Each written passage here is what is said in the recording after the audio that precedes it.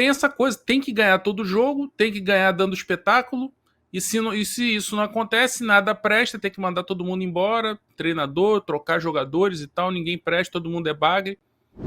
A questão dos desfalques pesou muito, né? E o próprio desgaste, né, da equipe, toda essa questão de mobilização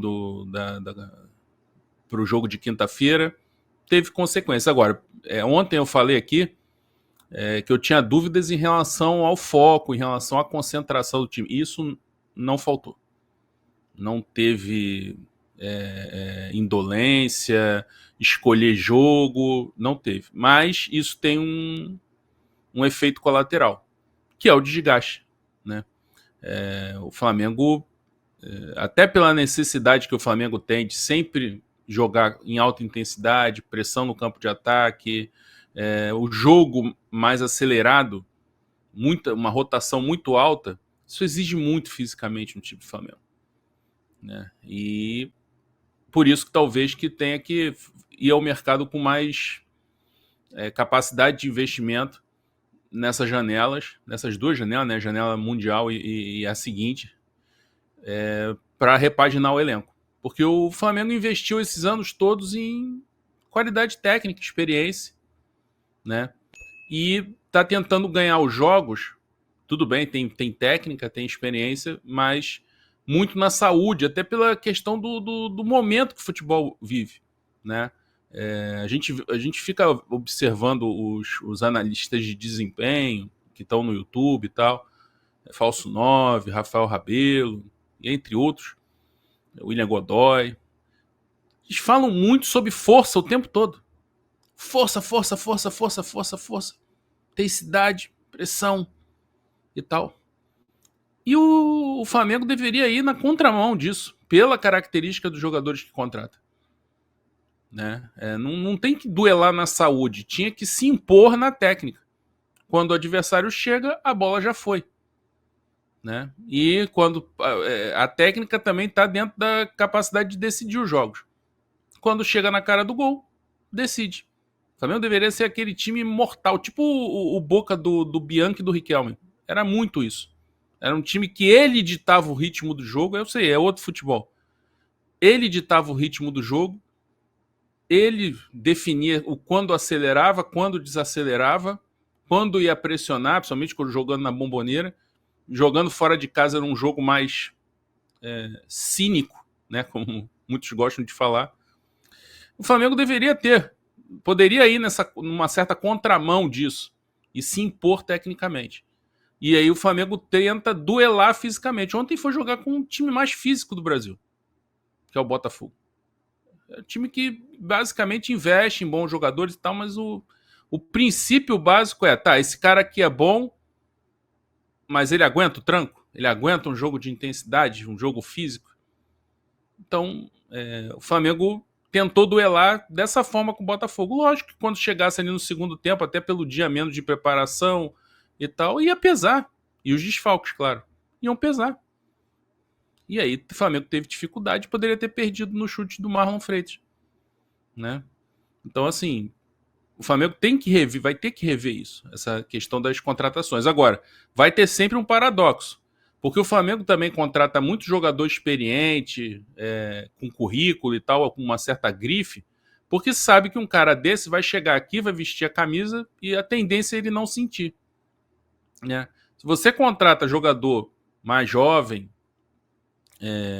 com mais perna, com mais saúde, tem o risco do cara se intimidar com essa maluquice que é o Flamengo. Né? Essa pressão absurda. O cara é contratado, aí as redes sociais dele bombam, né? Gente pra caramba, aumenta exponencialmente o número de seguidores e tal. Só que, amigo, depois, se o time não tá bem, se o jogador não tá bem, é pancada de tudo que é lado, é xingamento de tudo que é lado. O cara às vezes tem que ficar trancando a conta por causa disso. Porque a torcida do Flamengo, o dinheiro fez muito mal, o dinheiro do clube fez muito mal na cabeça de muito torcedor.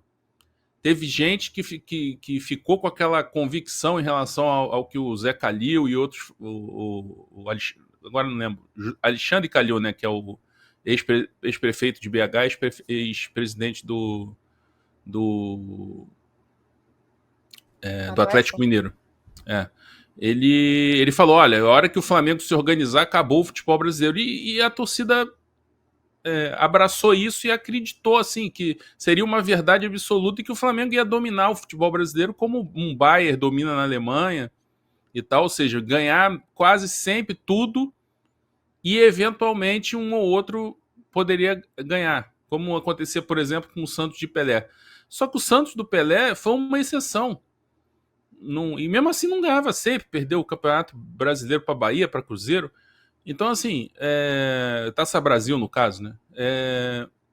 Então, assim, o torcedor tem essa coisa, tem que ganhar todo jogo, tem que ganhar dando espetáculo, e se isso não acontece, nada presta, tem que mandar todo mundo embora, treinador, trocar jogadores e tal, ninguém presta, todo mundo é bagre.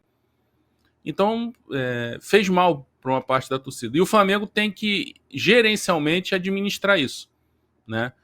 Tomar suas decisões independentemente dessas questões. Mas que realmente vai ter que ir ao mercado, vai, porque assim, tem muito jogador que não está dando resposta. Michael, Cebolinha, o próprio Juninho não está conseguindo dar as respostas esperadas, embora se possa esperar, aguardar um pouco mais dele. O Bruno Henrique está mal, embora não tenha jogado tão mal ontem.